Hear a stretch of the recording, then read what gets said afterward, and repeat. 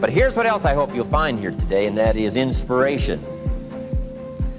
And who knows the mystery of inspiration? Why some people are inspired and some are not? You were inspired to get here, some were not. Who knows the mystery of that? I don't know. How come you made it? The rest of them didn't make it. We don't know what that mystery is. Some people turned it down. Some people said it cost too much. Some people said it's going to take too much time. Some people are too busy. Right? A lot of different excuses why some are inspired to take advantage of something that comes to town. Others pass it up.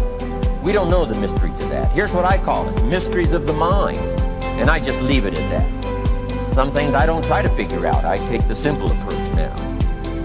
Right? Some people do and some people don't. I mean, that's about as profound as my philosophy is.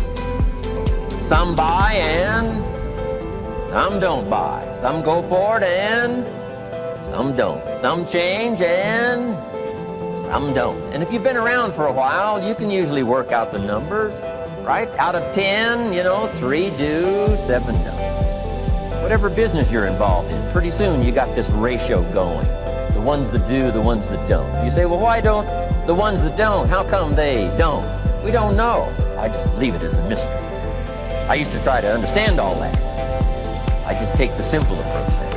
The guy says, this happens to me, this happens to me, this goes wrong for me, and all this stuff goes wrong for me. How come all this stuff happens to me? I say, I don't know, beats me. The best I've been able to figure out is those kind of things always happen to people like you. I mean, right? That's the best I got. I don't know. I'm an amateur on this stuff. What do I know? So, just take the simple approach, right? That's how it is. Who knows? Interesting story says the day the Christian church was started.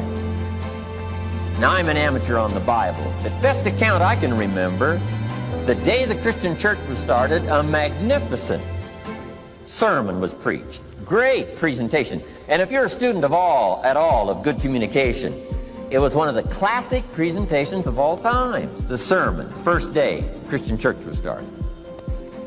And it said this sermon, this presentation was given to a multitude, meaning a lot of people. But it was interesting, as the account gives us, the record, it says when the sermon was finished, there was a variety of reaction to the same sermon. Isn't that fascinating? I find it fascinating. It said some that heard this presentation were perplexed. And I read the presentation, it sounded pretty straightforward to me. He said, why would somebody be perplexed with a good, sincere, straightforward presentation? Best answer I've got. They are the perplexed. I mean, what other explanation is there? It doesn't matter who's preaching.